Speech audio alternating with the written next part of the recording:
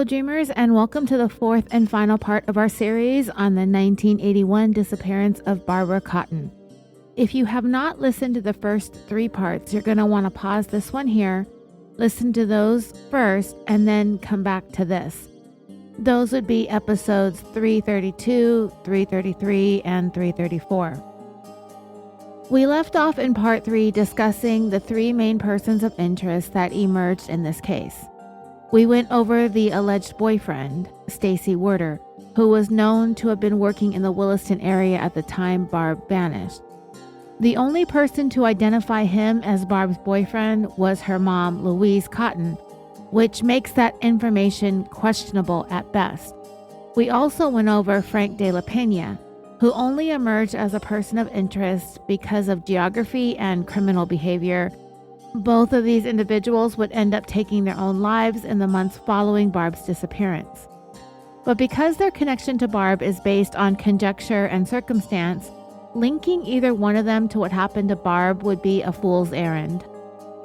The third individual whose name has continued to surface in discussions surrounding Barb Cotton's disappearance is her older brother, Frank Cotton. And as I've worked my way through the timeline, examined the available information, and spent countless hours discussing the case with Kathy, I found myself paying closer and closer attention to his place in this story. That doesn't mean that I have proof, and it doesn't mean that I can say with certainty that Frank was involved in what happened to Barb. What it does mean is that from my perspective, the questions surrounding Frank have become increasingly difficult to ignore.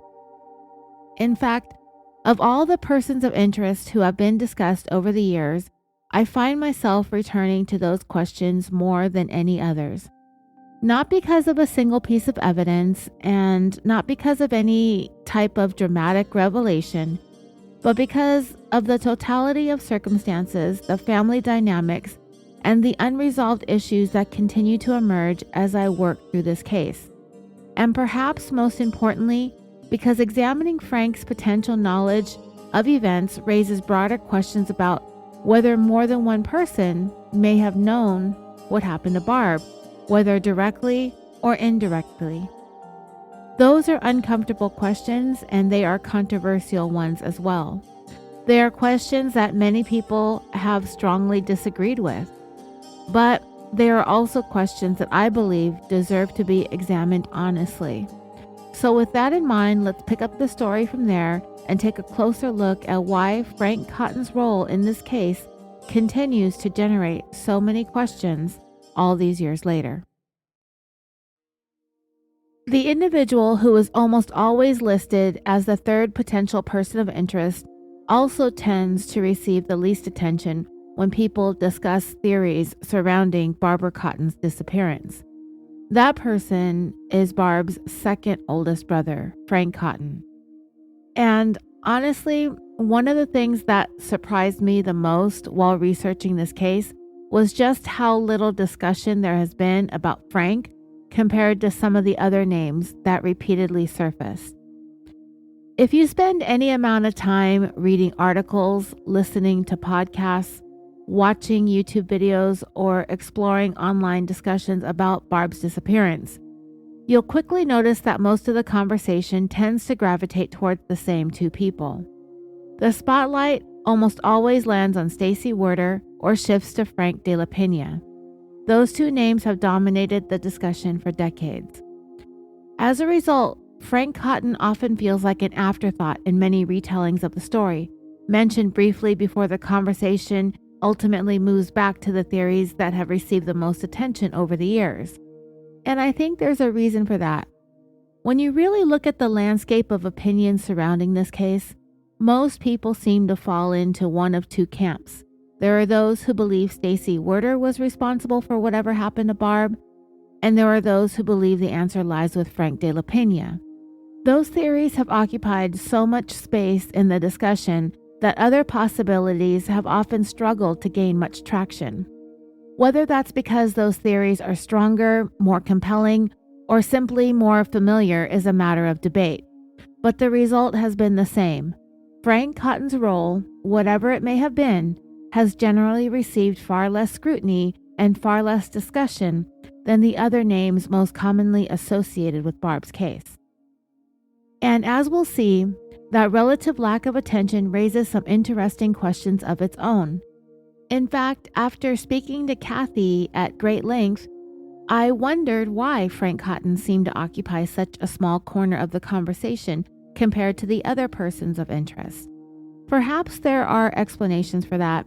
Maybe investigators, researchers, and content creators simply found other theories more compelling. Maybe there was less information available. Maybe people were naturally gravitated toward suspects who existed outside the family circle. But I can't help but wonder if something else is at play here. In fact, the more time that I've spent examining this case, the more that question has occupied my thoughts. Because from my perspective, the explanation may be less complicated than it first appears. Frank Cotton is the uncomfortable person of interest, not because there is some smoking gun that proves his involvement, not because of a newly discovered piece of evidence that suddenly rewrites this entire case, but rather because he's family. It matters in this case particularly because family members often occupy a different category in our minds. People are generally more willing to scrutinize strangers, acquaintances, transient workers, or rumored boyfriends than they are to seriously consider the possibility that answers might lie much closer to home. What has increasingly stood out to me is that if you listen carefully to what Kathy has to say, and perhaps more importantly, pay attention to what is embedded within the details of her family's history, you begin to recognize just how much complexity exists just beneath the surface. There are nuances here. There are dynamics that don't always reveal themselves in a police report, a newspaper article, or a brief summary of the case. And navigating those realities has not been easy for Kathy. In many ways, it has been painful, because after decades of uncertainty, she has found herself confronting possibilities that are extraordinarily difficult to even consider, let alone discuss publicly in an open forum. Among them is the possibility that someone within her own family may have known more about what happened to Barb than has ever been acknowledged. That is not an easy thought for anyone to wrestle with. It is certainly not an easy thought for a sister. And yet, as the years have passed, Kathy has become increasingly willing to ask questions that many people would rather leave unasked. Questions about whether one of her own brothers may have possessed important knowledge about the events surrounding Barb's disappearance. Questions about whether others may have known more than they ever revealed. Questions about whether there were people who helped to shape what happened afterward, whether through silence, omission, loyalty, fear, or something else entirely. Those are difficult possibilities to confront. They are uncomfortable, they're painful, and they run directly against the narratives that have dominated this case for a very long time. But sometimes the most difficult questions are the ones that deserve the closest examination, and not because they provide certainty, but because they force us to honestly evaluate possibilities that may have been overlooked for far too long. It's much easier to focus on the stranger, the outsider, the mysterious boyfriend, the transient worker who passed through town. Those theories create distance. They allow us to place the danger somewhere beyond the walls of the family home. But when the conversation turns towards a sibling, everything changes. Suddenly, we are forced to ask harder questions.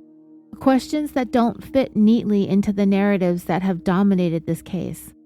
Questions that many people would rather avoid altogether.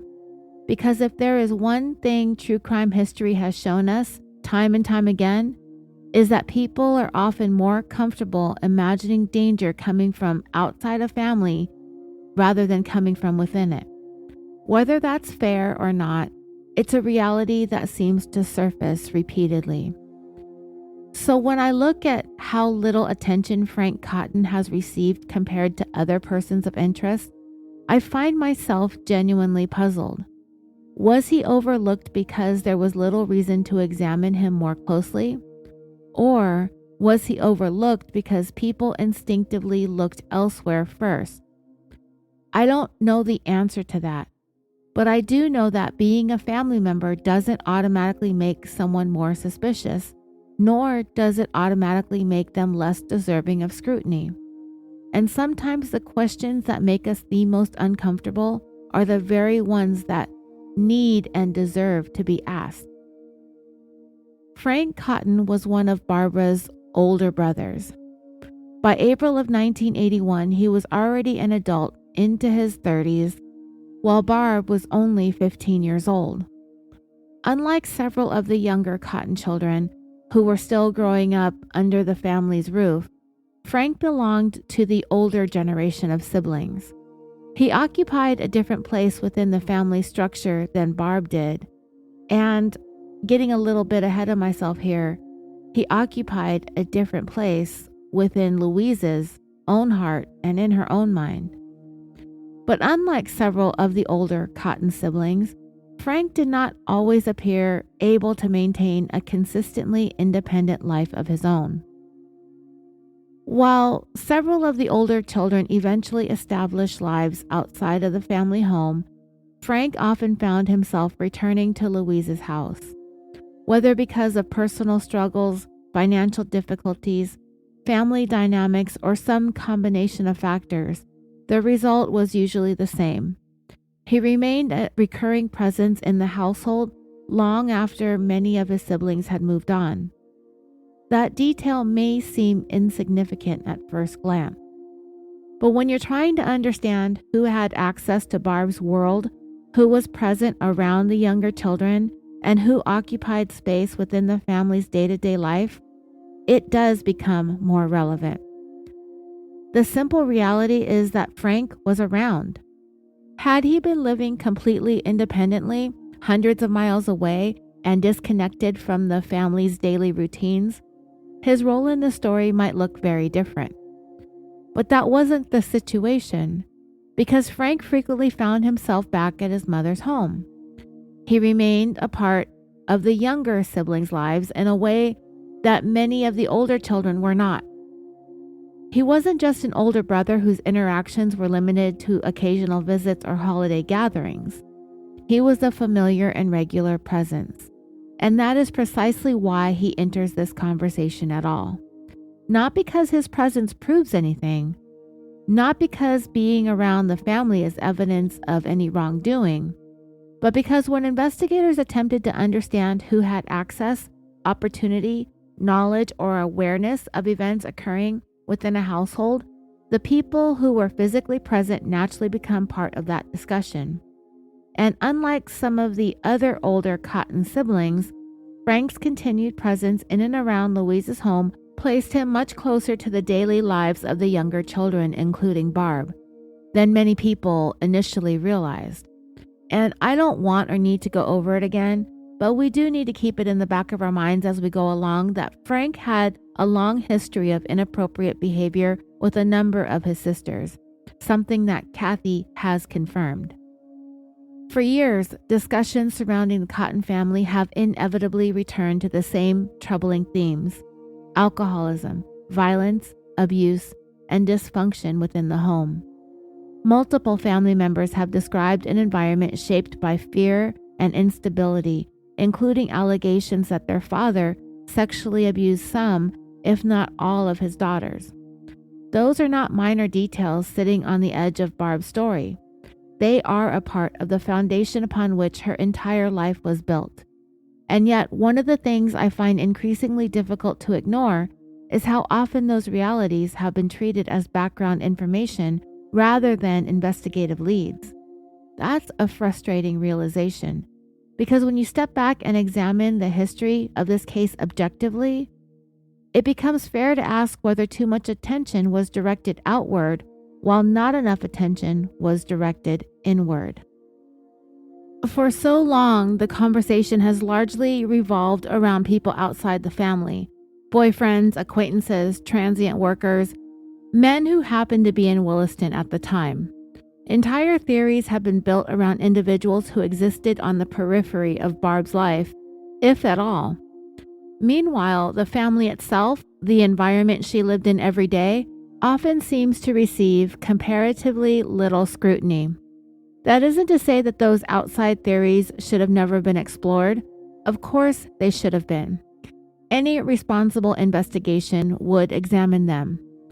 But what becomes increasingly difficult is to reconcile the possibility that investigators may have spent years searching farther and farther away from the center of Barb's world while looking at some of the most uncomfortable questions sitting closest to it. And those questions are uncomfortable for a reason.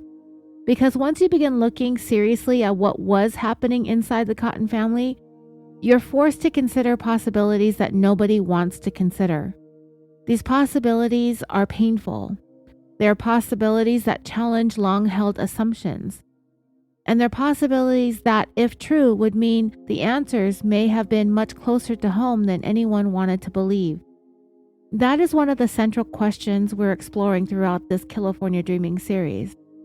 Not because we already know the answer, but because it's worth asking whether investigators spent too much time looking outside the family and not enough time examining what may have been happening within it. Barbara Cotton disappeared on April 11, 1981 at age 15. At the time, nobody publicly pointed to Frank Cotton as a suspect. The focus quickly shifted elsewhere, primarily to Stacy Werder, the alleged boyfriend, and later towards Frank De La Pena, the seismology worker who would go on to murder 2 girls in Wyoming. These 2 men would dominate discussions of this case to this very day. As a result, Frank Cotton largely remained in the background of the story. For many years, there appears to have been very little meaningful investigation documented in Barb's case. Modern investigators have noted that much of the available case documentation becomes sparse after the early period following her disappearance. During these years, family members continued living with unanswered questions. At some point after Barb disappeared, allegations surfaced involving Frank Cotton and one of his nieces. According to multiple sources that have discussed the case over the years and confirmed to me by Kathy, Frank was accused of inappropriate sexual contact with a minor family member. The girl's mother reportedly explored pursuing legal action, but was allegedly advised by an attorney that obtaining a conviction would be unlikely. Ultimately, no conviction resulted. Even decades later, it is a deeply disturbing allegation to contemplate, not only because of the nature of the accusation itself, but because of what it potentially caused some family members to reconsider about the events that they had spent years trying to understand. This incident appears to be one of the primary reasons Frank eventually found his way onto the list of persons of interest in Barbara's disappearance, particularly when it came to Kathy. When I spoke to Kathy about this, she told me that she isn't entirely certain when she first began wondering whether Frank might have been connected to what happened to Barb. What she does remember, however, are the allegations involving his niece. According to Kathy, that situation occurred sometime during the early to mid-1990s. While she couldn't pinpoint an exact year, she believes it was somewhere between 1990 and 1994. When you place those years into the broader timeline of this case, you're talking about an event that occurred at least a decade after Barb vanished, perhaps even longer. So we now know for a fact that Frank was abusing family members prior to Barb's disappearance, and he was continuing to do so afterwards for years to come. And all those years, the focus had largely remained elsewhere. Like many people following the case, Kathy spent much of that time looking outward, considering the names and theories that had dominated discussions since 1981. Then these allegations surfaced. And whether fair or not, whether meaningful or not, they forced a different set of questions into the conversation. They are, of course, difficult questions to ask. They're questions that are even more difficult to answer. Because once those allegations became known, Kathy found herself reconsidering things that she had never seriously considered before.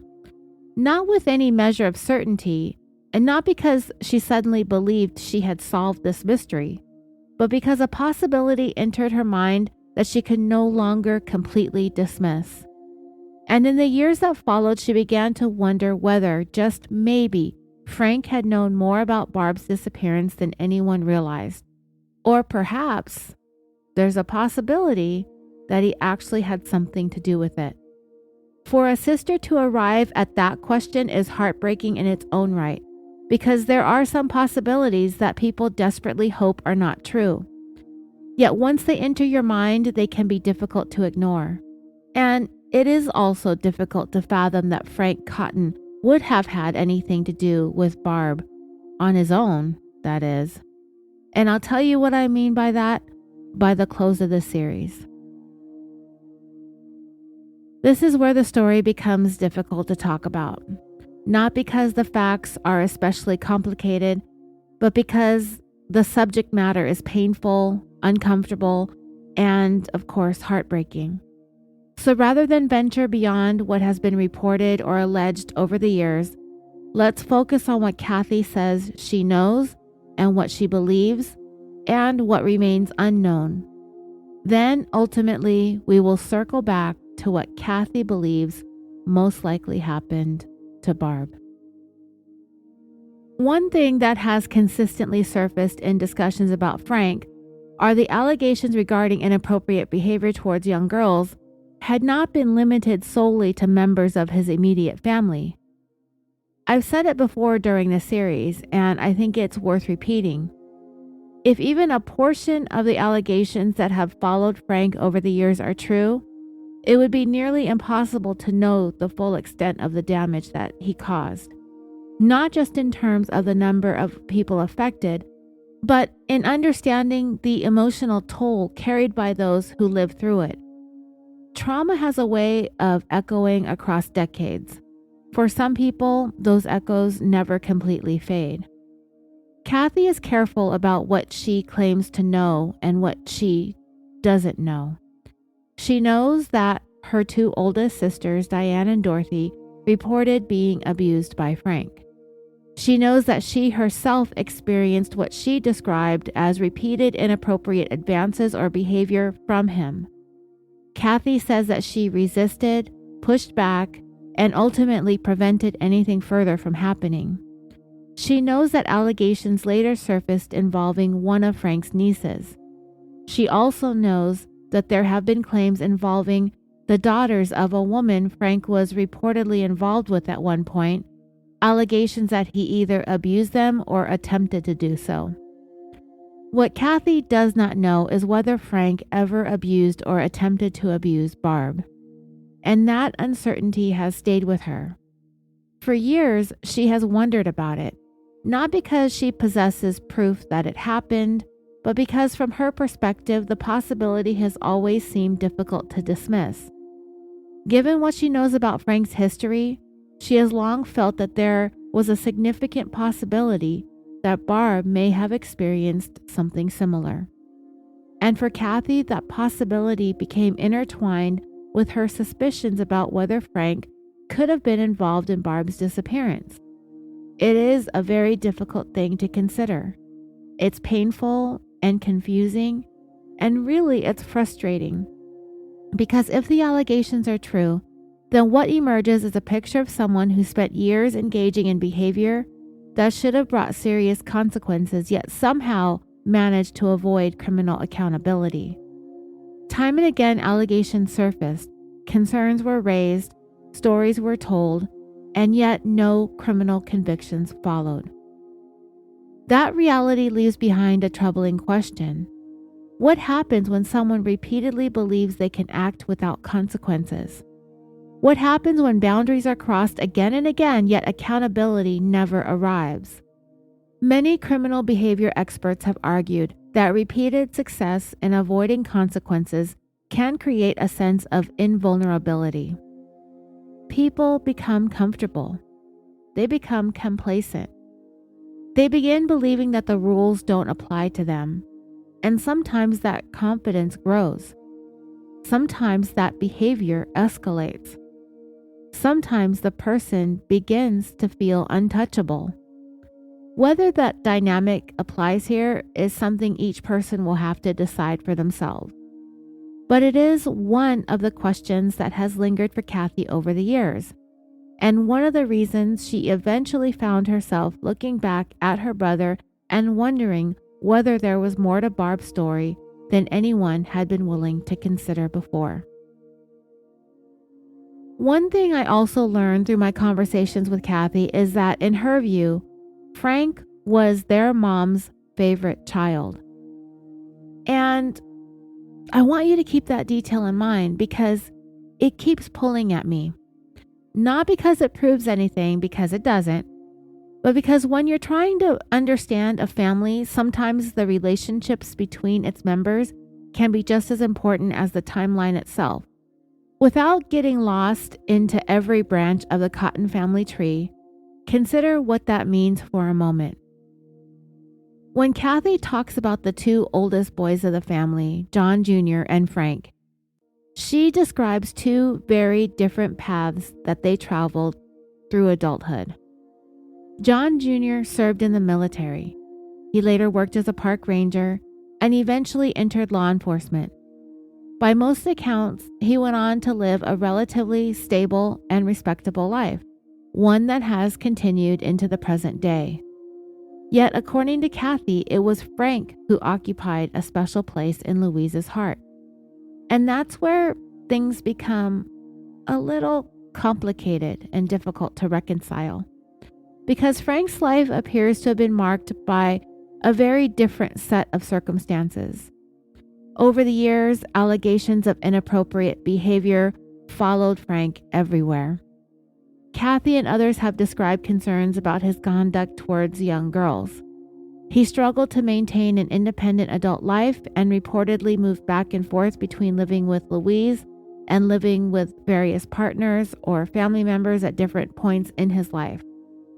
Frank ultimately died at the age of 50. And while cancer can strike anyone regardless of age or circumstance, 50 still feels young.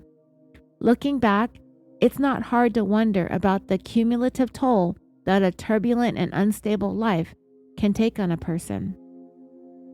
And yet, despite the difficulties, the controversies, and the concerns that surrounded him, Kathy believes Louise remained deeply protective of Frank. And that observation raises questions. Because parents often go to extraordinary lengths for the children that they love the most. Sometimes they defend them. Sometimes they see what they want to see rather than what is actually there.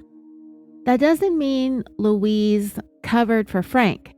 It doesn't mean she knew anything, and it certainly doesn't establish involvement in Barb's disappearance.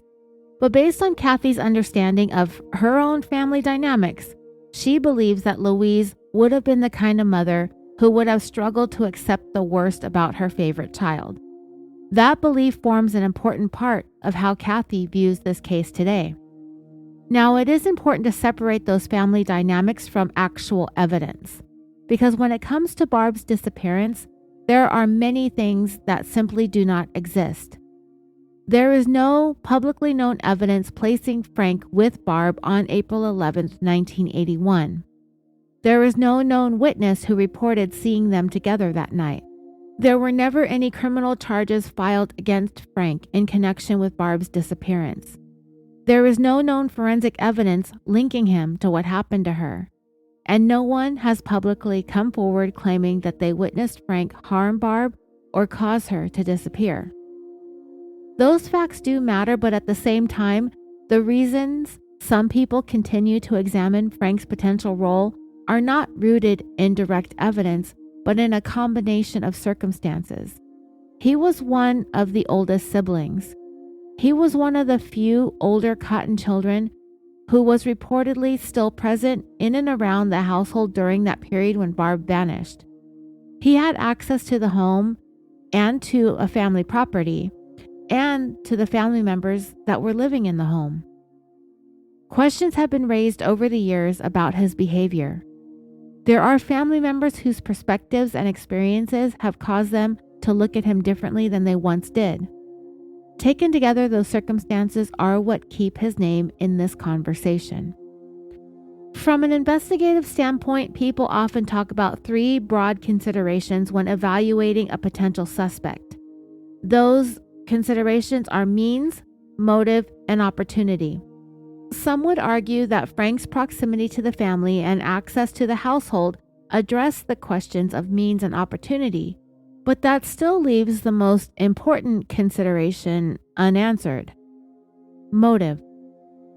And before we can begin to explore that, we need to better understand one of the most important relationships in this entire story: Frank's relationship with Louise. One of the themes that keeps resurfacing whenever Frank's name enters the conversation is his relationship with Louise Cotton. Family members and people who have spent years examining this case have described Louise as being especially protective of Frank. Some have even referred to him as her golden child. Whether that label is entirely fair is ultimately a matter of opinion, but it is a characterization that appears repeatedly throughout the discussions of the Cotton family. More importantly, it's how Kathy remembers it. In Kathy's view, Frank occupied a unique place in Louise's heart. Despite the concerns, the controversies, the inappropriate behavior allegations, and the questions that would later surround him, Kathy believes Louise's affection and loyalty toward Frank never wavered. And honestly, for me, that realization leaves more questions than answers, like a lot of things in this story. Because once you accept the possibility that Louise may have been particularly protective of Frank, a series of more uncomfortable questions naturally follows. If Louise ever suspected Frank knew something about Barb's disappearance, would she have protected him? Did she ever learn something that she chose not to share? Did she come to suspect something years later that she never voiced publicly? And if she did those answers ultimately leave this world with her? The truth is, nobody knows. Those questions remain entirely speculative, but they are questions that continue to surface because they sit at the intersection of family loyalty, grief, and a mystery that has never been solved. As I've reflected on my conversations with Kathy, though, I've found myself wondering about something else. What if the loyalty between Louise and Frank wasn't a one-way street? What if the protectiveness ran both directions? If Louise was protective of Frank, would Frank have been protective of Louise?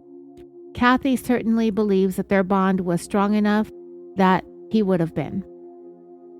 And that thought leads to an even more uncomfortable possibility, one that neither Kathy nor I can prove, one that is difficult to even say out loud. But what if people have been looking at that relationship backwards? What if, hypothetically, Frank wasn't being protected? What if he was the one doing the protecting? It is a possibility that I have struggled with myself, not because there's proof of it, but because of how difficult it is to contemplate. And if it's difficult for me to consider, imagine what it must be like for Kathy. This is her family. These are not names in a case file. These are her mother, her brother, and her sister. For years, many of the theories surrounding Barb's disappearance pointed elsewhere. They focused on outsiders, acquaintances, and people beyond the walls of the Cotton home. But now Kathy finds herself willing to acknowledge a possibility that she once may not have been willing to entertain at all. What if the answers don't lie outside the family? What if the events that ultimately led to this tragedy began much closer to home? Could that be possible? Maybe, maybe not. But one thing I've learned from years of following true crime cases is that investigators cannot afford to give anyone a free pass simply because of their role within a family. Today, when a child disappears or dies under suspicious circumstances, investigators routinely begin looking at those closest to the child. Parents, siblings, caregivers, and others within the immediate circle are often among the first people examined. Back in 1981, that wasn't always the case. At the time, the idea that a mother could intentionally harm her own child was something many people found nearly impossible to imagine. Today, it's impossible to ignore. We know better than to dismiss possibilities solely because they make us uncomfortable.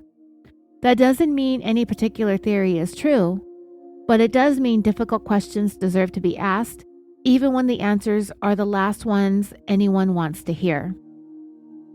As I worked my way deeper into this case, something unexpected began to happen.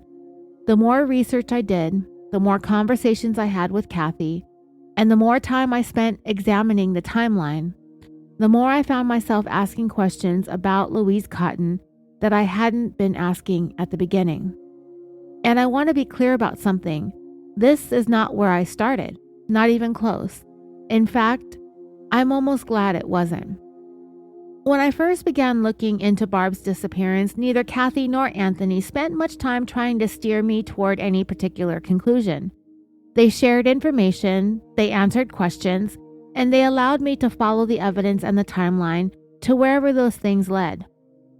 Even after I conducted my own research, even after my first long conversation with Kathy, even after that and subsequent conversations that stretched on for hours, it never felt like she was pushing me toward the idea that her mother played a role in Barb's disappearance that has been traditionally discussed.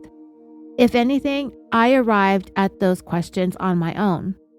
And that is precisely why they stayed with me. Because somewhere during the process of writing the third installment of the series, I found myself repeatedly returning to the same thought. There were aspects of Louise's actions, statements, and decisions that I could not easily reconcile. Not because they proved anything, and not because they answered this mystery, but because they raised questions, some serious questions. Questions that became increasingly difficult for me to look past. The deeper I went, the more those questions accumulated, and eventually I reached a point where I felt compelled to share my thoughts with Kathy. And that was not an easy text message to send. In fact, I sat with it for a little while, because I understood what I was about to say. I understood that these ideas would take the discussion in a very different direction than many previous examinations of Barbara's case hadn't. And I also understood that these were not abstract theories. These were Kathy's family members, real people, people that she loved, people that she's lost, people that she spent decades trying to understand. The last thing I wanted to do was cause any unnecessary pain.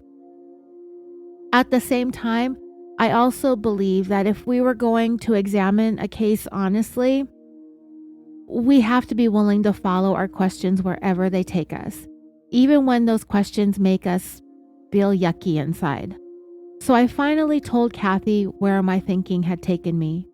I told her that based on what I had reviewed, I personally was no longer persuaded that Stacy Werder or Frank De La Pena represented the most likely explanation for what happened to Barb. I told her that I believed other possibilities deserved much closer scrutiny. And I told her that, while I continued to have questions about Frank Cotton's potential knowledge of events surrounding Barb's disappearance, I had also found myself increasingly focused on Louise's role in the story and on questions surrounding decisions she made and narratives that she advanced after Barb vanished. Those were difficult thoughts to share, and they remain difficult ones to discuss. Not because I lack conviction in the questions I'm asking, but because I recognize the emotional weight that they carry. And before anyone mistakes questions for conclusions, I want to emphasize that these are interpretations and suspicions, not proven facts. But they are suspicions I arrived at honestly through time, research, and conversations. And there are several reasons why I just couldn't let those questions go. And to my relief, Kathy did not react with shock when I finally shared where my thinking had led me. In fact, many of the same conclusions and suspicions had crossed her mind as well. I think there was a measure of relief for both of us in that moment. Not because either one of us wanted to go there. Nobody wants to go there. And it's not because either of us enjoyed entertaining that dreadful possibility. But because some questions became virtually impossible to look past once you spent enough time staring at the facts, the timelines, the contradictions, and the behaviors of the people involved. And make no mistake, this was not an easy place for either of us to arrive at, especially for Kathy. We're talking about her mother. We're talking about a woman that Kathy loved unconditionally. Despite everything Louise put her kids through, everything she subjected her children to or allowed them to be subjected to, it did not change the fact that Kathy loved Louise. She definitely wanted to make that clear, if nothing else in the story. Kathy loved her very much. She cared for her deeply. When her mom was diagnosed with cancer, it was Kathy who became her caregiver up until the end. And nothing about this podcast or anything being said or alleged in these episodes changes that fact. If Kathy could somehow magically have the answers and knew the truth, and that truth was her mom is responsible for what happened to Barb, Kathy would accept that. She would understand. She would forgive her. That's because that's the type of person Kathy is. And you know what, dreamers? She's a bigger person than I could ever be. Because not only would I have never forgiven my own mother for the things that she did to me, all the trauma that she caused, wanted, needed, and allowed to happen to me, I could never. Not in this lifetime, not ever. I did not forgive her when she apologized for the way she treated me in the final year of her life. I did not forgive her in death, and as far as I can see, I never will. But Kathy, like I said, she's a bigger person than I could ever be. Through this process, we've had to reopen wounds that have never really fully healed, and Kathy has been forced to examine possibilities that most people would spend a lifetime trying not to think about. I understood that, which is exactly why I struggled so much before sending that text message telling her that if we move forward, I would be accusing her mom of murder. Because by that point, I had reached a place where I no longer felt comfortable keeping those thoughts to myself. I had spent a significant amount of time researching this case. I've had lengthy conversations with Kathy. I've dedicated large blocks of time going through timelines, statements, family dynamics, and the countless details that have accumulated over the 45 years that this case has been ongoing. And the more I dug, the more convinced I became that I was looking at this case very differently than many people who had come before me. I wasn't prepared to move forward with this theory without Kathy knowing exactly what I thought. More importantly, I wasn't prepared to move forward unless she understood why I thought it. Fortunately for me, she did, and that's because she has thought the same things. Of course, I realize not everyone is going to agree with where I've landed. Some people will reject it outright. Others will be uncomfortable even hearing it discussed. If that's the case and they already haven't, they can go ahead and start their own podcast and put out their own theories. But Kathy has already wrestled with those realities herself, especially when it comes to members of her own family. And through all of those difficult conversations, she kept returning to the same point. This is about Barb. That's it. It's not about family loyalty, not protecting anyone's legacy, not sparing feelings, not preserving a comfortable narrative. It's about Barb. It's about finding out what happened to a 15-year-old girl who never came home. And Kathy has reached a point where she believes the truth matters more than who that truth ultimately implicates, even if it hurts, even if it's dreadfully painful, even if it points towards people she never wanted to suspect. That perspective had a profound impact on me, because once I allowed myself to follow the facts where I believed they were leading, I found myself becoming increasingly skeptical of theories that had dominated this case for decades. Personally, I'm not persuaded that Stacy Werder represents the most likely explanation for what happened to Barb. Likewise, I am not persuaded that Frank DeLaPena sits at the center of this mystery either. The more I've examined this case, the more my attention shifted towards the people closest to Barb and the dynamics that existed inside her own family. And while I continue to believe that there are legitimate questions surrounding Frank Cotton's potential knowledge of events, my strongest suspicions ultimately moved elsewhere. Those suspicions did not emerge overnight. They developed slowly and reluctantly, and honestly, against my own wishes for Kathy, because this was never the direction I expected this investigation to take. Yet by the time I reached the end of my research, I found myself unable to ignore what I viewed as a pattern of behavior, statements, decisions, and circumstances that raised increasingly serious questions in my mind. Questions I believe deserve to be asked. Questions I believe have not been asked nearly enough. And questions that have fundamentally changed the way that I personally view Barb Cotton's case. So why is Louise my prime suspect? Earlier I said that when looking at Frank through an investigative lens, I could see arguments for means and opportunity. Motive, however, has always been the more difficult piece for me when it comes to him. That doesn't mean people haven't proposed one. Over the years, various theories have emerged attempting to explain why Frank may have harmed Barb if he were somehow involved in her disappearance. One of those theories centers on the possibility that Barb knew something damaging about him, whether related to alleged past sexual abuse or some other secrets, and that there may have been fear of exposure. If that were true, proponents of that theory argue a motive begins to emerge when it comes to Frank. When I first spoke with Kathy, she raised another possibility that she has considered over the years. She wondered whether Frank could have gotten Barb pregnant, and whether that fear of becoming known might explain what happened next. In that scenario, the theory continues, Louise may have chosen to protect Frank and then help steer attention away from the family by pushing the narrative that Barb had been with a boyfriend. A boyfriend, notably, that Louise seemed particularly certain about. She identified Stacy Werder as that boyfriend. And as the weeks and months passed following Barb's disappearance, Louise continued to advance that version of events. When Kathy first laid out that theory for me, I understood why she found it compelling. At the time, it seemed to answer some difficult questions. But as I continued researching the case, something unexpected happened. My focus began to shift. The deeper I dug into the timeline, the more one person kept generating questions in my mind. And that person wasn't Frank. It was Louise.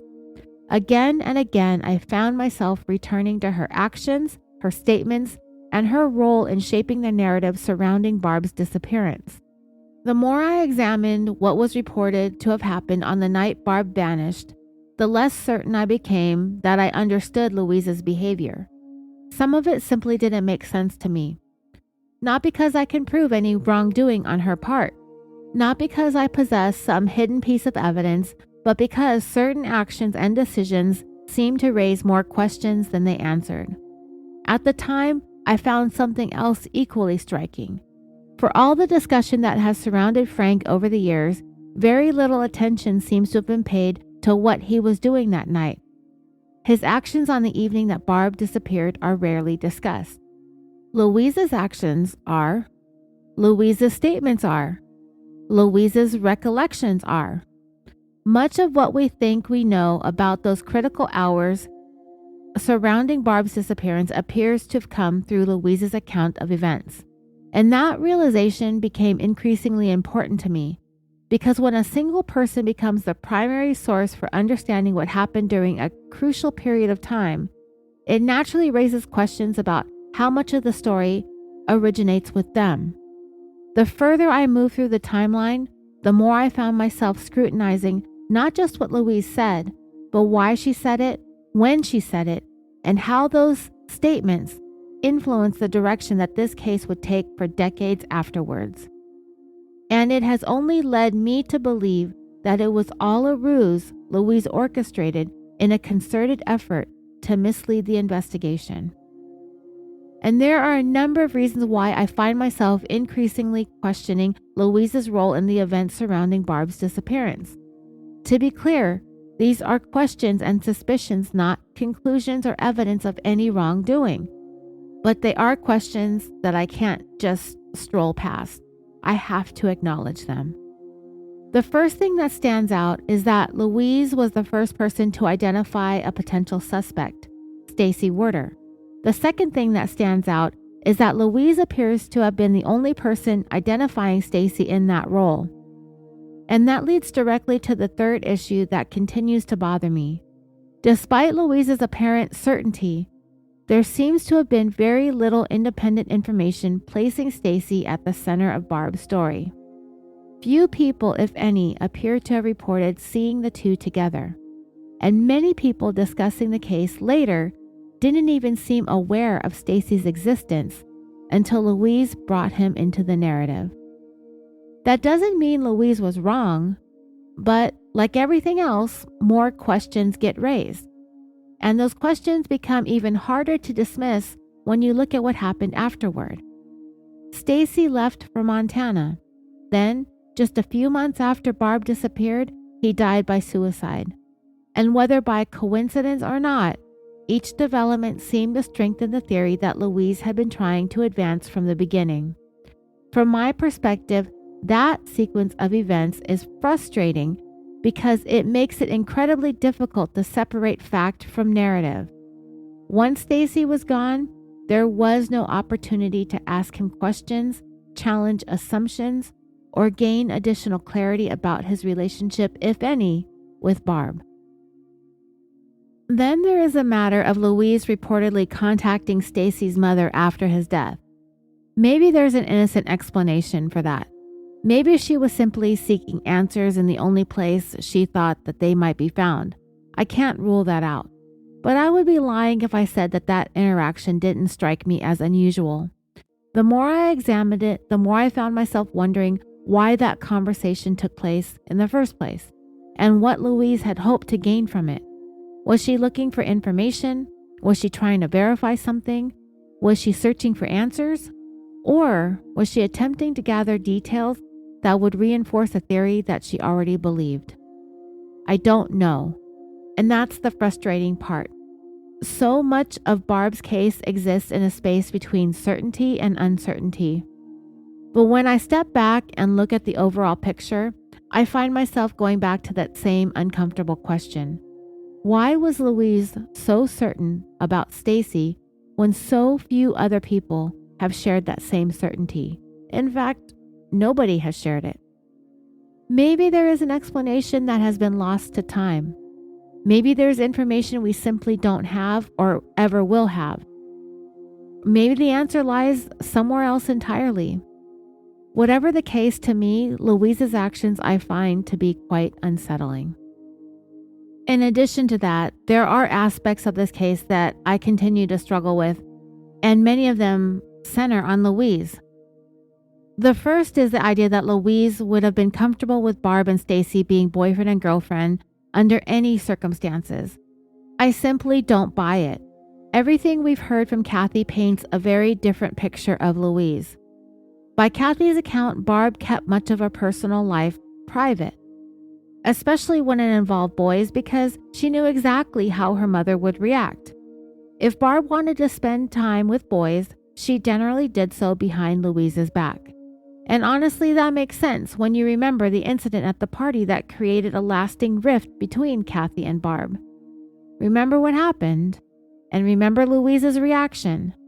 This is the same mother who reportedly flew into a rage and dragged Barb out of a house party by her hair. That sounds far more consistent with the Louise we've heard described throughout the story than the version of events in which Louise supposedly knew Barb was out having dinner with her boyfriend and was somehow accepting of it. There is even a version of the story in which Louise herself was present at that dinner. The more I think about that, the less sense it makes to me.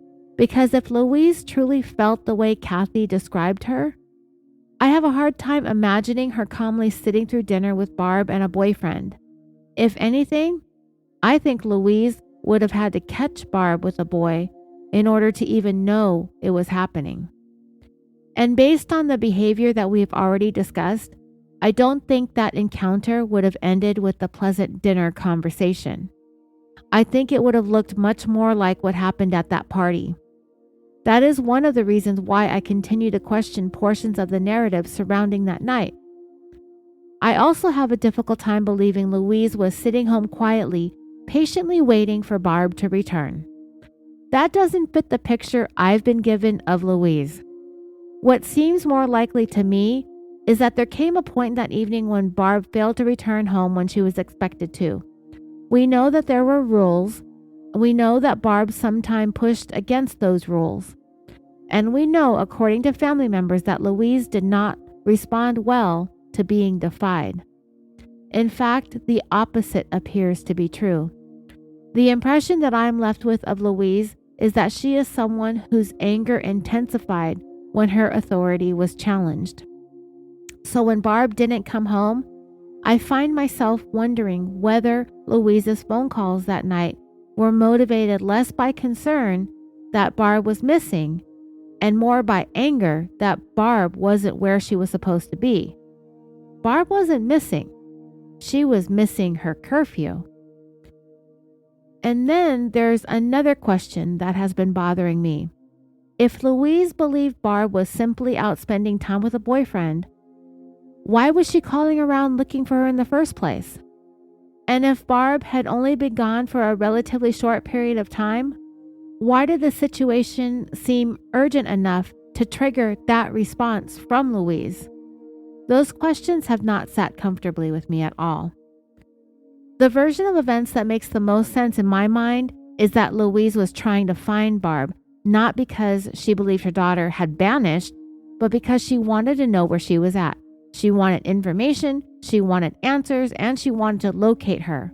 What happened after that is where certainty disappears and the speculation begins. I certainly cannot prove where Barb was. I cannot prove whether Louise found her.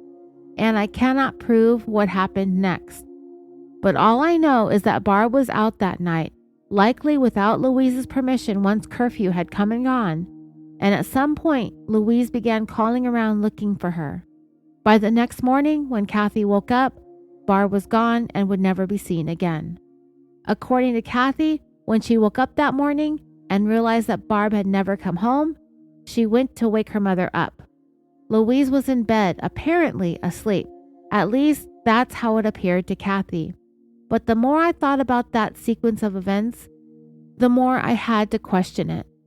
Because why did Kathy go to bed the night before without ever knowing anything was wrong? Louise never raised the alarm that night. She never gathered the family together. She never questioned Kathy about where Barb might be. She never read her the riot act, threatened her, pressured her, or demanded information the way Kathy described her doing on other occasions when Barb was out of line. For a woman known to have a fierce temper and a tendency to react strongly when she felt one of her daughters was misbehaving, the silence she was exhibiting that evening feels striking. In fact, Louise's behavior that night almost appears unusually restrained. She kept her search for Barb to herself. She kept whatever she did that night to herself. And she kept whatever she knew about that night to herself forever. When I asked Kathy about her mother's reaction the next morning, she said that Louise did seem surprised when she learned Barb had never come home. But Kathy also felt that her mother already knew that Barb had been gone all night. And that has stuck with me, because if Louise truly believed Barb would walk through the door at any minute, where was all the reaction that we would expect from Louise had Barb been defiant and out all night long? Where was the urgency? Where was the explosive reaction Kathy had seen before?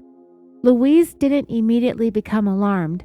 She didn't jump out of bed and start mobilizing friends and family. She didn't race out the front door. She didn't fly off the handle. Not this time. Now, none of that proves any wrongdoing, None of that proves that Louise did anything to Barb.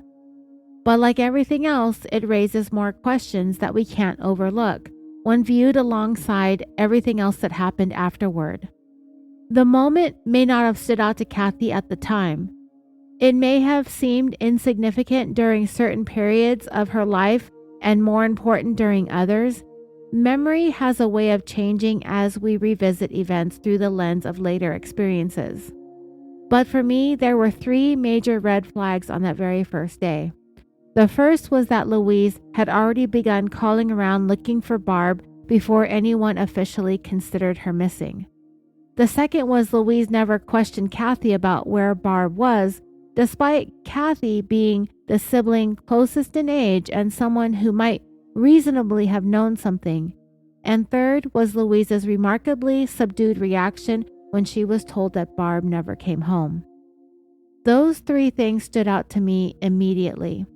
And as I continued digging into this case, those weren't the last of the red flags. If anything, they were just the beginning. Because as the hours turned into days, the days into weeks, the weeks into months, and eventually into decades, I found myself asking the same question over and over again whenever Louise's actions came up. Why? Why did she do what she did? Why didn't she do what she had done in the past? Why were her reactions different than they had been? And why do so many of the details surrounding Barb's disappearance seem to begin and end with Louise herself? Whether those questions point toward knowledge, suspicion, coincidence, or something else are unknown. But for me, those were the major red flags from day one, and they have never fully gone away. We are kind of approaching the end of this episode, I thought I was at this point, but it turns out I have another hour or so to talk about this. So in my notes at this point, I had written, before I wrap this episode up, thinking that I was about to finish, but turns out that's not going to be the case. There are a few more pieces of the story that I think deserve discussion. Not because they prove anything or because they're going to magically solve this mystery, but because they are among the reasons Kathy and I keep finding ourselves returning to the same uncomfortable questions. In 1998, roughly 17 years after Barbara disappeared, Frank Cotton was diagnosed with colon cancer. As his health deteriorated, he moved back into Louise's home permanently so she could take care of him. And then something else happened. That same year, Louise took the steps to have Barb declared legally dead. And for me, for Kathy, and perhaps for others who have wrestled with these facts over the years, the timing is difficult to not notice. For nearly 2 decades, Louise had continued searching for Barb. In the beginning, she had distributed posters. She had provided information to investigators. She appeared, at least publicly, to hold on to the hope that one day her daughter might be found. Then, sometime around the period when Frank became terminally ill, Louise made the decision to have Barb declared deceased. Maybe it was a coincidence, maybe it wasn't. The truth is, nobody really knows. But it's one of those moments in the timeline that naturally causes people to pause. Because while no one can say for certain why Louise chose that particular moment, the timing adds yet another question to a case that already is overflowing with them. On June 1st, 1999, Frank Cotton died at the age of 50. According to the family's accounts, Barb's sister Diane later found herself wondering whether there was something more to the proximity between those 2 events, whether that timing carried any significance, whether it represented nothing more than a coincidence or something else entirely.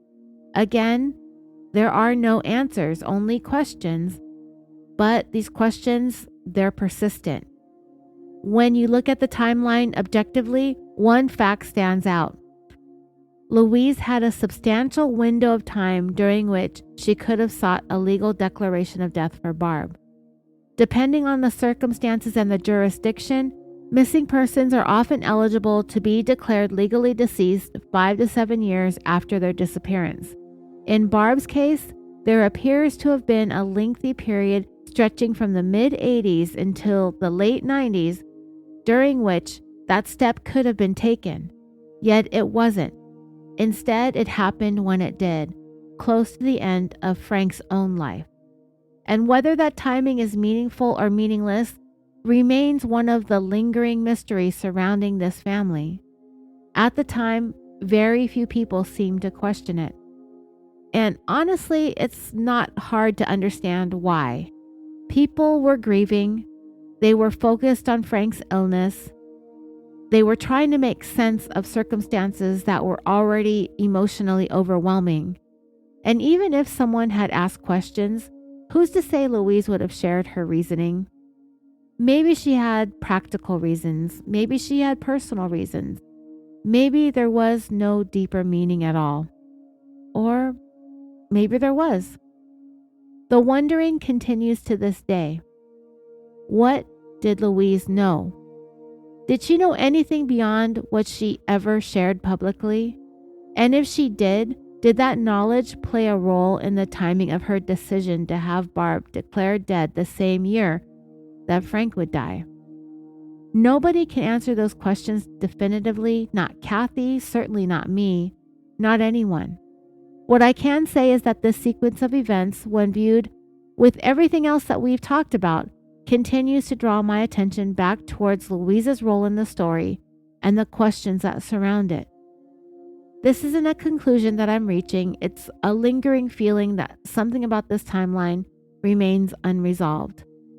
It's a feeling shared by Kathy and, according to various accounts, perhaps other surviving family members as well. And if there's one thing I've learned throughout this process, is that these conversations aren't easy.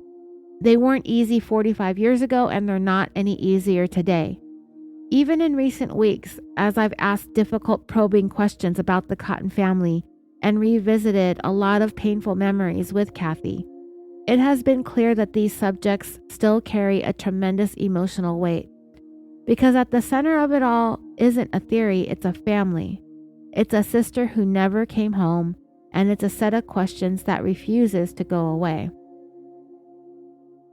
Aside from Barb seemingly vanishing off the face of the earth, one of the most baffling and difficult aspects of this entire story revolves around a headstone. More specifically, Frank Cotton's headstone and the grave beneath it. When Frank became ill, it was Louise who cared for him. By all accounts, she was the person responsible for seeing to his needs in his final years, or year, however long he was diagnosed. And when he passed away, Louise was also the one tasked with handling his final arrangements. What happened next has not quite sat right with me. When the time came to purchase a headstone for Frank's grave, Louise didn't buy a marker intended for one person.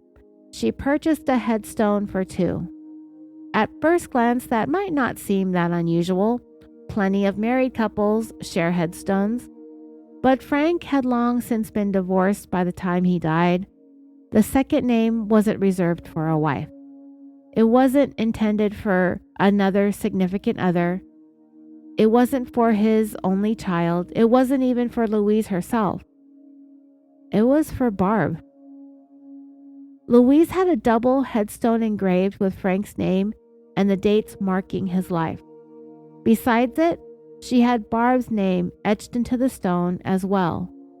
Under her name were the year she was born and the year she disappeared, and a single haunting word carved across the bottom: missing.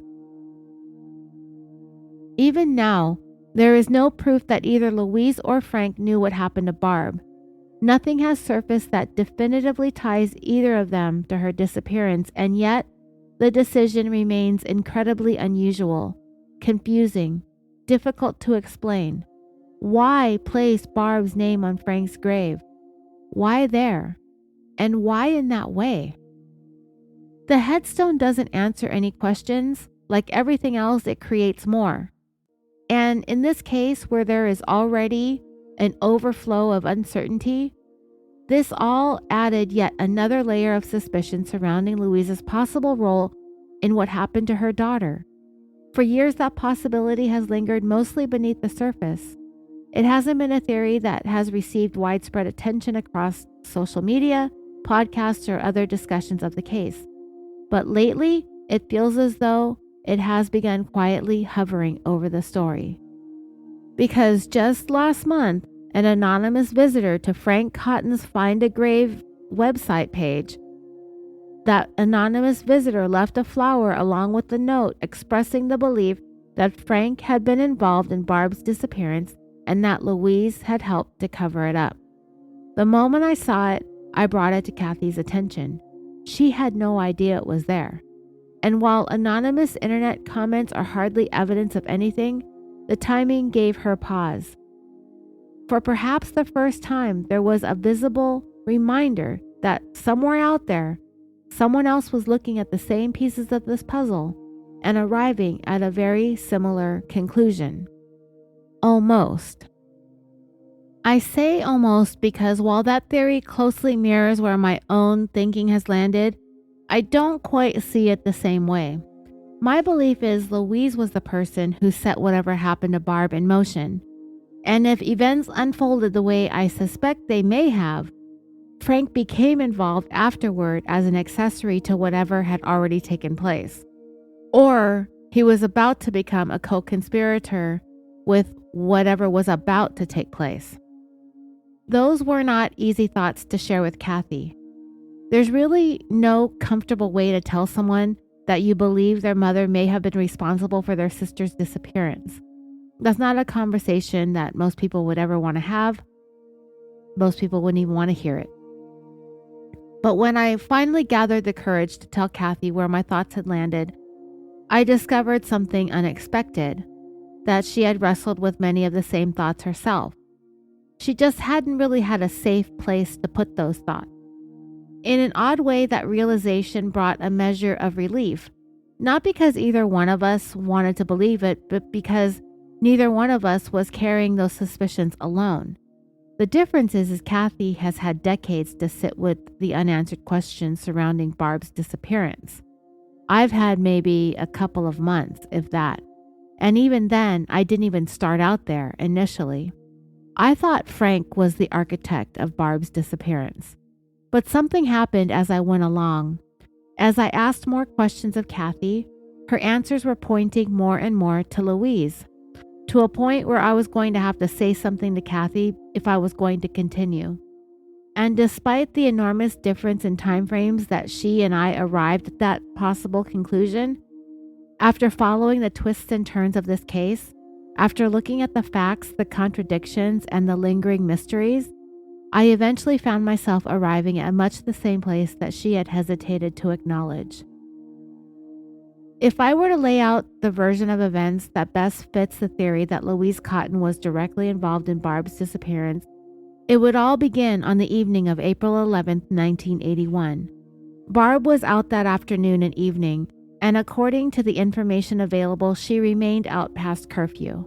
Almost everything we know about what happened next comes from Louise herself, which has always struck me as unusual. Barb and Louise were not especially close. More importantly, Barb was breaking curfew, and that would have been a direct challenge to Louise's authority, and history shows us that Louise did not tolerate being defied. I do not believe that Louise was sitting home patiently waiting for Barb to waltz through the front door. Based on everything we've learned about her temperament, I believe each passing minute made her angrier. What makes that night even more unusual is what Louise didn't do. In the past, when Barb got in trouble, Kathy often found herself caught in the middle. We discussed that incident where Louise dragged Barb by her hair. That was the kind of discipline that Louise was known for. Yet on the night that Barb disappeared, Kathy wasn't questioned. She wasn't pressed for information. She wasn't even alerted that anything was wrong. Instead, Kathy went to bed unaware that Barb had not come home. The next morning, she woke up and discovered that her sister never returned. Concerned, she went to go tell her mother. Kathy described Louise as appearing surprised, but at the same time seeming to already know that Barb wasn't there. It was a reaction that struck Kathy as odd, though she was only 12 or 13 years old at the time. A child waking up to confusion and troubling circumstances isn't likely to immediately suspect her mother of something sinister. In fact, Kathy spent a long time, many years, decade after decade, struggling with the possibility and never wanted to believe it. And honestly, who would? The idea that Louise could have played a direct role in her own daughter's disappearance is a terrible place to end up. Yet as I worked through the timeline, I found myself increasingly asking why so much attention had been focused elsewhere when so many of the circumstantial indicators seemed to point back towards Louise, Frank, or both. Even Kathy herself initially leaned more towards Frank as the likely suspect, and on the surface that makes sense. Frank certainly had means and opportunity, but the deeper I dug, the less suspicious Frank appeared on his own, while Louise steadily climbed higher and higher on my list of possible suspects. And the reason comes down to motive. Louise had a long history of harsh authoritarian discipline. We know that she could be physically violent. We know that she reacted aggressively when challenged. A 15-year-old daughter becoming increasingly independent, staying out late, breaking rules, and preparing to move towards a more independent life could easily have created significant conflict. Frank may have had motives of his own. We discussed the allegations of sexual abuse within the family and the speculation that Barb may have been one of his victims. If Barb had begun resisting him, threatening to expose him, or if some other circumstance had arisen that put him at risk, like perhaps her falling pregnant, that could have provided a motive as well. What we know for certain is that both Frank and Louise were capable of violence. When I asked Kathy about Frank's temper, she recalled an incident walking in on him attempting to strangle Louise's dog. Kathy intervened and stopped him. Meanwhile, Louise sat crying, seemingly unwilling or unable to stop him herself. And that story stands out to me big time. It suggests that Louise treated Frank very differently than she treated her daughters. She was willing to stand by while Frank harmed her dog, yet she imposed severe punishments when Barb or Kathy violated her rules. It also suggests that both Frank and Louise possessed a capacity for violence that makes it difficult for me to dismiss either one of them as being incapable of causing serious harm, period. More importantly, it suggests a relationship in which the two protected one another. And that brings me back to the night that Barb vanished. I believe Louise began calling around looking for Barb after the curfew passed. Those calls have often been framed as the actions of a worried mother searching for a missing child. I see those actions very differently. I believe Louise was trying to track down a very defiant daughter. From those conversations, I believe Louise learned that Barb had gone out to dinner, attended a gathering at the 18th Street Apartments, and had possibly been seen with a boy. At some point, Stacy Werder entered the picture. Whether Barb was actually with Stacy remains unclear. From everything I've found, Stacy's connection appears to rest largely on witness statements indicating that he resembled the person last seen with Barb. Beyond that, very little tied Stacy to her disappearance. For that reason, he has largely fallen off my suspect list. Instead, I believe Louise gathered information about Stacy through those phone calls and later used that information to advance him as a person of interest. Whether or not that was intentional, it's anybody's guess. But the result was that attention remained focused everywhere else outside the Cotton family. What I keep coming back to is this. Louise never involved Kathy. Never waking her up, she never asked if she knew where Barb was. Maybe Kathy was already asleep. Maybe Louise assumed that she wouldn't know anything. Or maybe Louise wanted Kathy to stay asleep while she handled things herself. Unfortunately, we just don't know. When I asked Kathy whether she knew where Frank was that night, She couldn't say for certain, though she believed he was likely in town. When I asked whether she thought her mother had left the house or not, she didn't know that either. She was a child. Kathy was asleep. She had no reason to pay attention to details that would only become important decades later. So, we're left with speculation once again. But after examining the timeline, the personalities involved, the history of violence, the family logistics, and the unusual behavior surrounding the night that Barb disappeared, it becomes difficult to ignore the possibility that Louise located Barb after curfew, confronted her, and something went terribly wrong.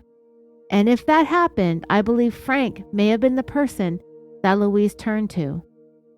Another possibility I've considered is that Louise tracked Barb down and summoned Frank to go get her, and things went bad from there. It would normally be easier for me to believe Frank was the one who directly caused Barb to vanish from all known existence, just purely based on statistics and likelihood. After all, Louise did raise all of her children into adulthood, with exception of the ones who passed away during infancy and Barb. There is no reason for me to believe Louise woke up that day and decided to choose homicide. But was she capable of it?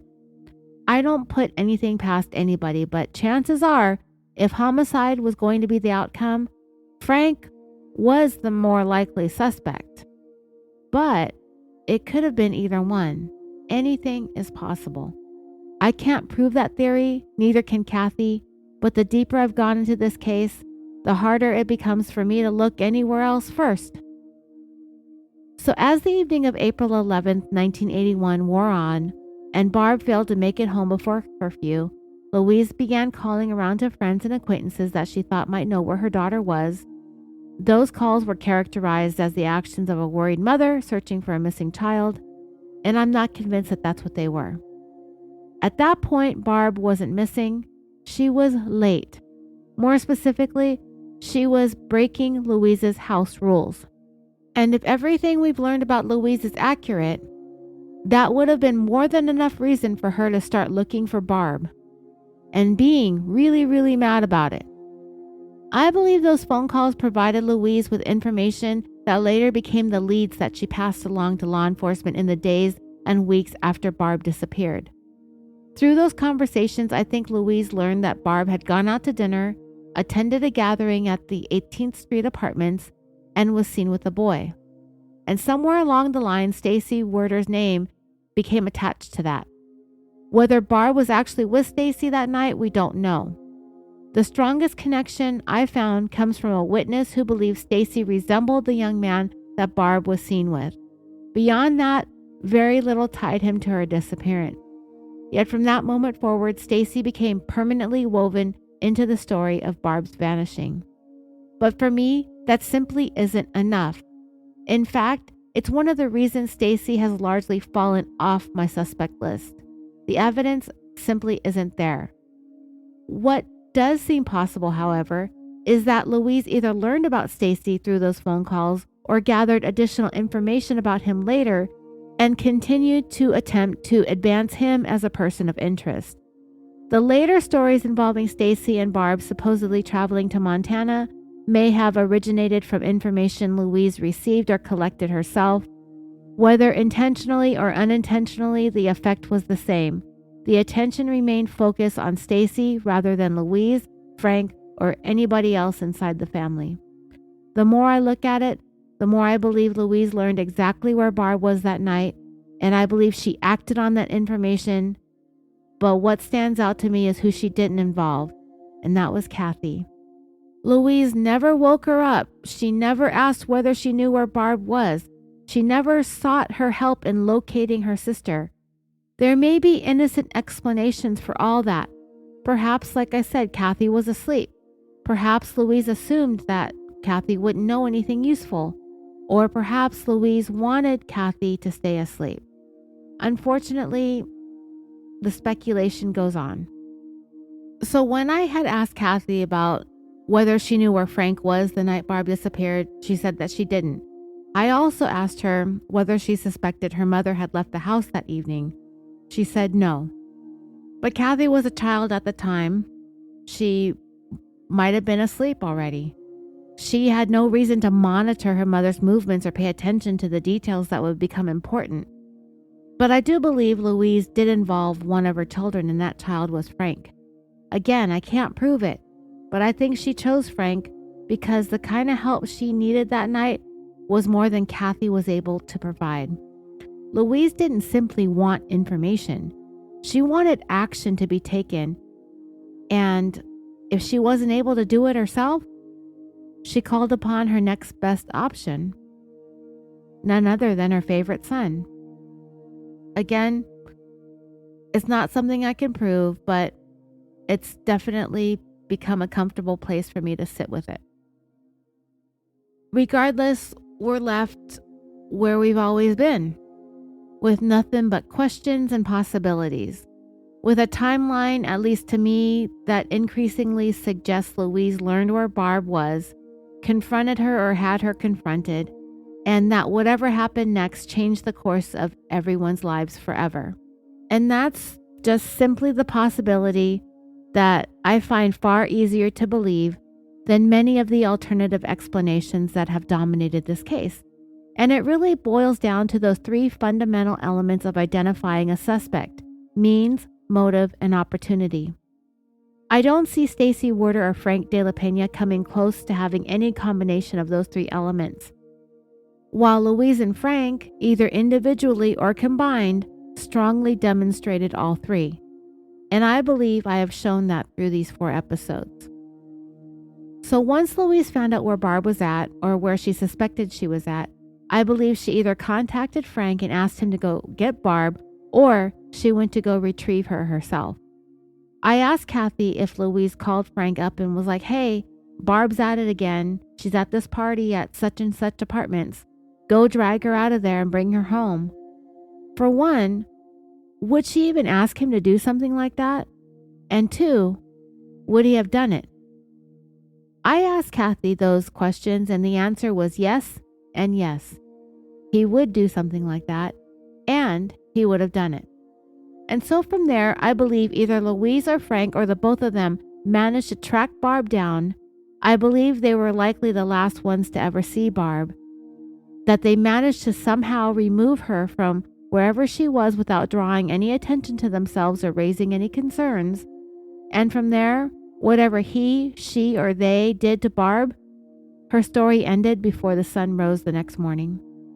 So when Kathy woke up, she found Barb was missing, while Louise was apparently sound asleep. So when Kathy told her mom that Barb wasn't home, she appeared to already be aware of that without saying that she was aware of that.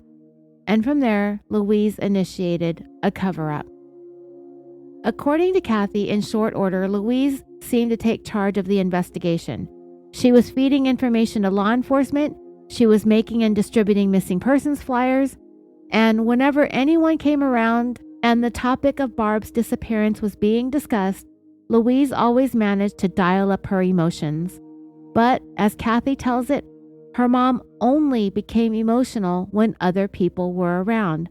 Aside from that, Louise appeared to be carrying on with life as if all was copacetic. In addition to that, a little known fact shared by Kathy herself: right after Barb vanished, Frank booked it out of town for about a month or so, by order of Louise Cotton. He had a car, but he inexplicably left without it, headed down south for a while to one of the Gulf Coast states, and hung out there for a month. Why did that happen? There could be an innocent reason for that, but as far as I'm concerned, not much about the story can be written off as perfectly innocent anymore. I do think it's quite plausible that part of Louise's cover-up and cover story involved distancing Frank. He was the type to come and go anyway, and if the two of them were complicit, then it would be much easier if he simply wasn't around while Louise worked on keeping law enforcement at bay. Once she felt the investigators weren't looking at anyone in the Cotton family, she gave Frank the okay to come home. and she continued to protect their shared secret. According to Kathy, Louise was able to keep up with the role of grieving mom for many years to come. But as I was wrapping the story up, Kathy texted me something that kind of encapsulates everything that I've been thinking as I started inching closer to this being the theory that aligns most with what I believe happened. Kathy texted to me and said, "All I can say is I saw something different than what others saw." It really broke my heart to read that text message from Kathy. Not only has she had to sit with that for her entire adult life, she's had to endure her voice being stifled because it's the unpopular theory. It is my hope, if nothing else, that Kathy comes away from the telling of Barb's story as she sees it, and that it provides her with a measure of validation and relief. To be unable to move forward from this with at least the satisfaction of finally being able to tell it in her own way, on her own terms, that much Kathy deserves. As the Cotton family entered the closing years of the millennium, Frank Cotton's battle with cancer came to an end.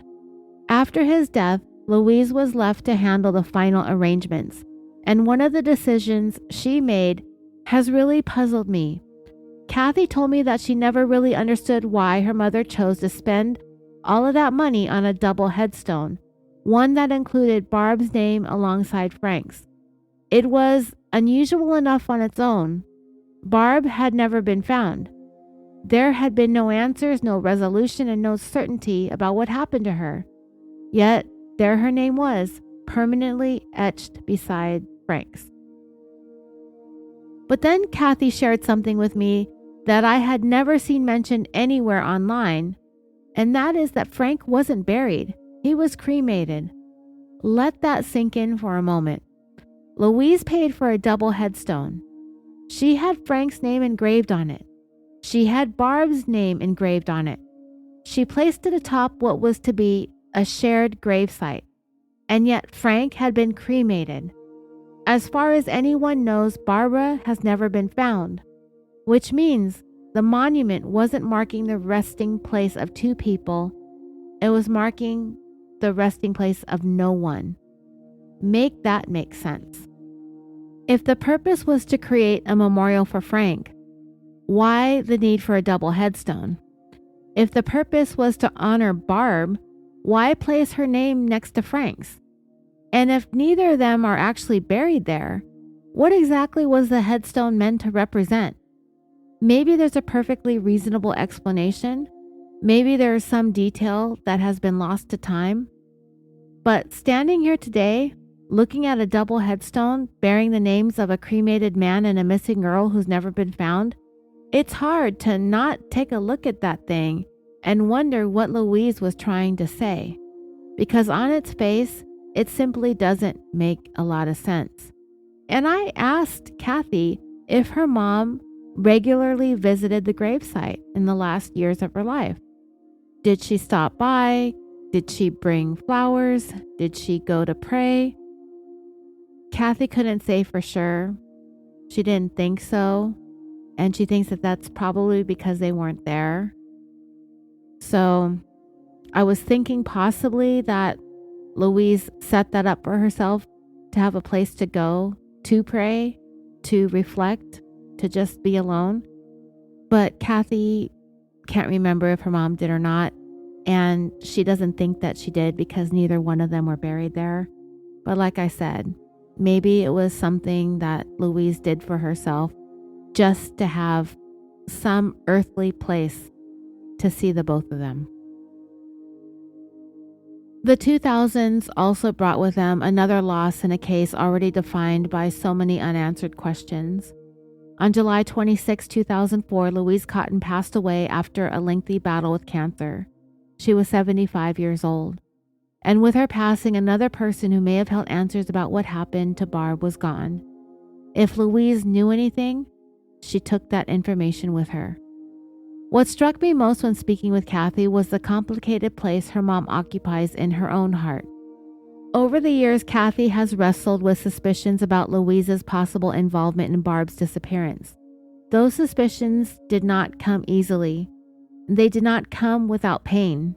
But Kathy wanted me to make one thing absolutely clear. None of that diminished the love that she had for her mom. Not then and not now.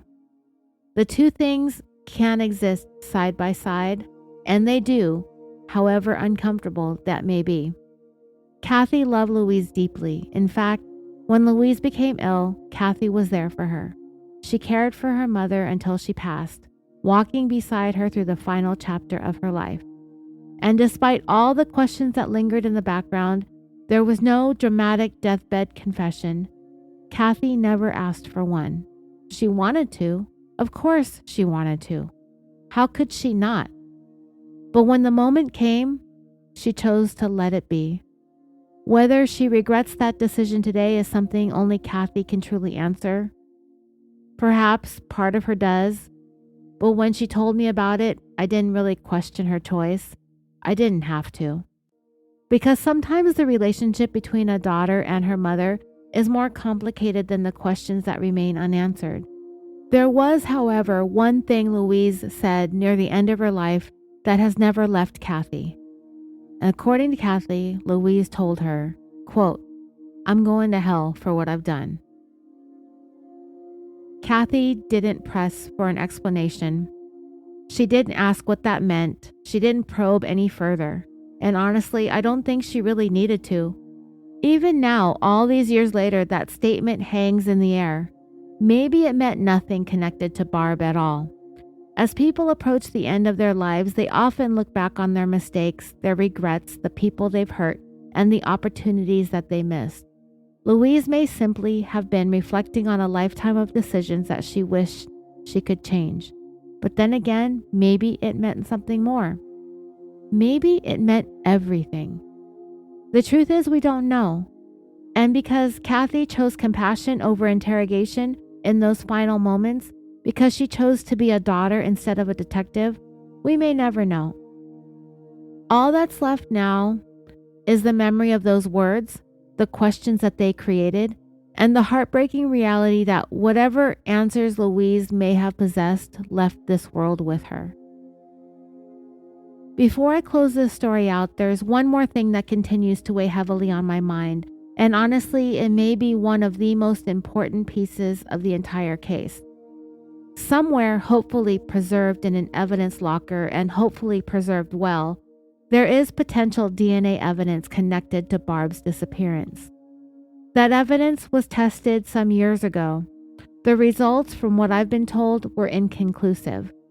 But this case has been open for a very long time, and DNA technology today is vastly different from what it was when those items may have been first examined, and even what it was last year.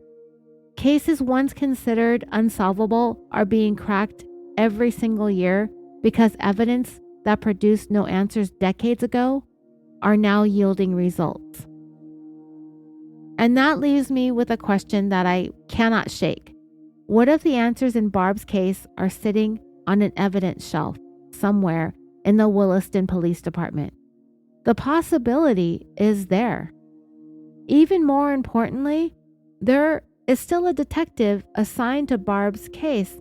In fact, as I'm recording this, I've been pausing to text with Kathy because she's asking me about the possibility of finding out the kind of car that somebody owned 40 plus years ago.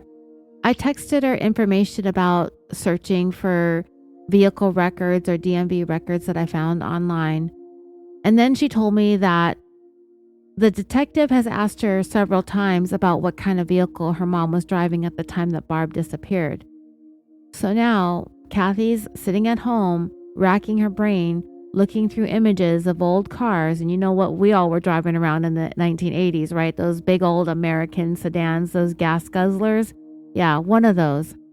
She's sitting here trying to figure out what kind of car her mom drove in 1981 because a detective is asking her for that information. And that means they're working on this case. So if anybody is sitting there thinking we're just beating a dead horse, we're not. People in the Williston Police Department want to know what happened. They want answers. And because they're looking into Louise's vehicle, they might be looking in the same direction we are. So getting back to what I was saying about the DNA, I was just about to point out that there is still a detective assigned to Barb's case, and lo and behold, come to find out right now here in real time that they're still working it. The opportunity to revisit this evidence exists. The potential for retesting exists. The science certainly is there. It may simply come down to whether or not someone is able and willing to take another look. Obviously, somebody is looking. Kathy and I struggled with how much of this information to share publicly because Barb's case remains technically open. We don't want to jeopardize anything. At the same time, it feels impossible to discuss this case honestly without acknowledging that this evidence that I was talking to you about with the DNA actually exists. What I can tell you is that the items were discovered by Kathy and Barb's sister Diane on a family property shortly after Barb disappeared. And when I say shortly, I mean within a month, as best as Kathy can remember. Diane was disturbed enough by what she found that day that she turned those items over to law enforcement, and they've been sitting in evidence ever since. There were 3 separate components to that piece of evidence. One of those items has since been connected directly to the Cotton family home. Kathy still possessed an identical matching item that had belonged to Louise. This was part of a set and remained among her belongings after her death. The match was significant enough that it helped establish where at least part of the evidence had originated. What makes the discovery even more troubling is that the item appeared to have been used to leave behind a strange and deeply unsettling symbolic message about what may have happened to Barb. And it wasn't clean. It was covered in biological material. For Diane, the discovery was shocking and disturbing. It was the kind of thing that stays with somebody forever. And I wish I could tell you more. At the same time, I also wish I knew more. But because this remains an open investigation, there are details that simply can't be shared publicly for now. What I can say is this: if those items still exist, and if they have been properly preserved, there may still be answers waiting inside them. Maybe not. Maybe all the evidence will ultimately lead to nowhere. But after so many years of questions, uncertainty, and heartbreak, it is difficult to not wonder whether the truth is already sitting inside an evidence box somewhere, waiting for modern science to catch up with it. The hope is still there. The possibility is still there. Someone just has to be willing to take a look. Barbara Louise Cotton has been missing since April 11th, 1981. At the time, she was 15 years old. She was last seen in Williston, North Dakota, possibly having dinner at Cakes and Cones, and possibly was at a party at the 18th Street Apartments. She was also reportedly seen getting into a vehicle. She is listed as missing and/or endangered with the local law enforcement agency, as well as on NamUs, the National Missing and Unidentified Persons System, the National Center for Missing and Exploited Children, the National Crime Information Center, and on the Charlie Project website. Barb had a website dedicated to her case, but it is not being run by anyone in the Cotton family, and the administrators have moved on and are no longer actively maintaining it, and it has been archived, which is a sad situation for Kathy and Diane because that website contained a good amount of information, but it's been pulled down, and that wasn't Kathy or Diane's doing. They had no control over that. And we all have to take into consideration that the sisters are, of course, having to contend with their own families, their own lives, and their physical and mental well-being through all of this. So the best and easiest place to share information and connect would be on the page that they established, which is the Find Barbara Louise Cotton Facebook page. I've been posting about it and the response has been great. So I want to thank all of you for following their page. I promised you all new stickers if you followed. That still stands. So make sure you reach out to me via email or messenger with your mailing information, and I'll get that out to you after these episodes drop. Barbara was biracial. She was Caucasian and Native American.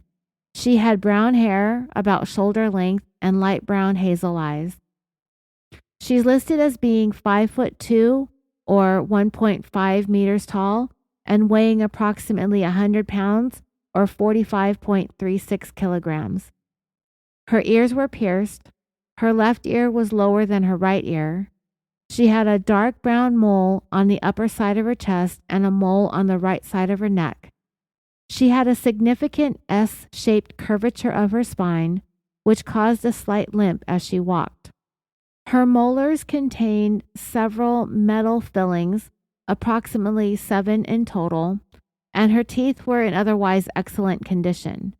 She normally wore eyeglasses, but those were left behind, and Barb was a smoker. She was reportedly last seen wearing a light tan summer jacket, a blue pullover blouse, blue Wrangler brand jeans, and rust-colored suede loafers. She wasn't wearing any other jewelry that anyone knew of, aside from her ears having been pierced and her potentially having a pair of earrings on.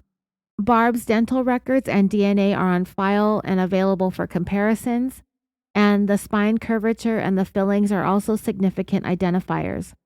If anyone has any information regarding Barb's disappearance, please contact the Williston Police Department at 701-557-1212.